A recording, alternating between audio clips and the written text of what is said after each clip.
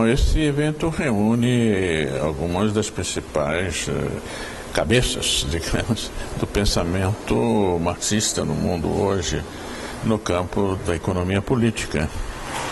Vindo de um país, tem a sua liderança principal na China, que é um país que tem demonstrado uma capacidade de liderança econômica no mundo extremamente importante, contra a orientação dominante nos grandes centros do pensamento ocidental.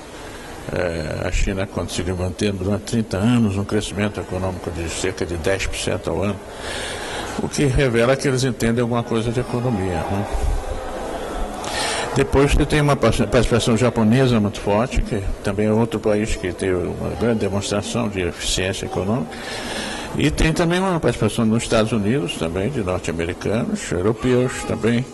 E agora a América Latina e agora particularmente o Brasil. Espero que o Brasil não fique fora desse mundo de acerto econômico que existe ao lado desse fracasso econômico dominante nos grandes centros do Ocidente, né? Essa associação, que é uma associação mundial de economia política, ela criou esse prêmio, né, para, enfim, homenagear os principais autores do mundo no campo da economia política. E não sei exatamente por que razão, mas eu me imagino que é pelo fato de que eu sou talvez o único latino-americano que tem 6 obras traduzidas para o mandarim e é discutido e lido bastante intensamente, pelo menos nos meios acadêmicos, mas também nos meios políticos da China. Bom, primeiro, eu acho porque eu trabalhei muito sobre a ideia de que nós temos uma economia mundial que é o centro da organização da economia. Não, as economias nacionais são muito importantes, mas elas se desenvolvem no contexto de uma economia mundial, na qual há um desenvolvimento muito desigual, mas ao mesmo tempo combinado, não é?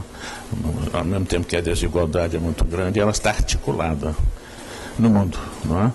E, portanto, a situação dos países que são centro da economia mundial e a dos países que são dependentes, subordinados nessa economia mundial, não é? É uma relação muito determinante das opções políticas, das opções econômicas no mundo.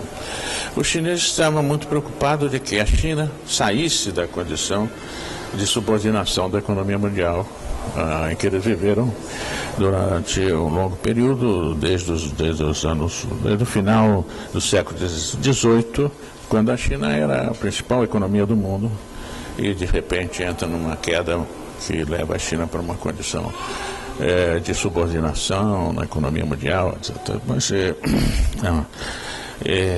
então eles tinham muito interesse de pensar o problema econômico nesse contexto mais amplo, não é?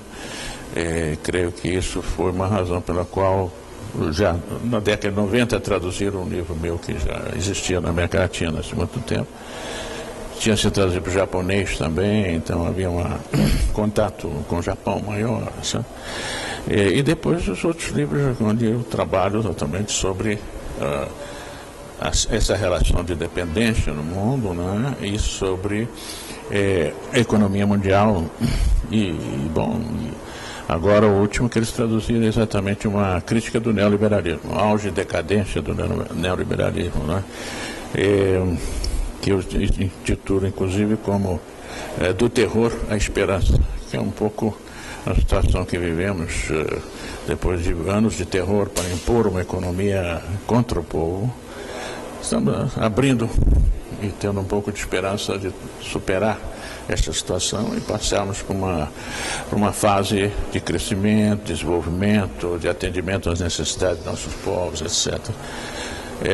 Nesse momento que a Europa está assumindo a perspectiva que dominou aqui a América Latina durante um longo período de reprimir a demanda, de baixar os salários, de ter uma economia profundamente contra os nossos povos, né?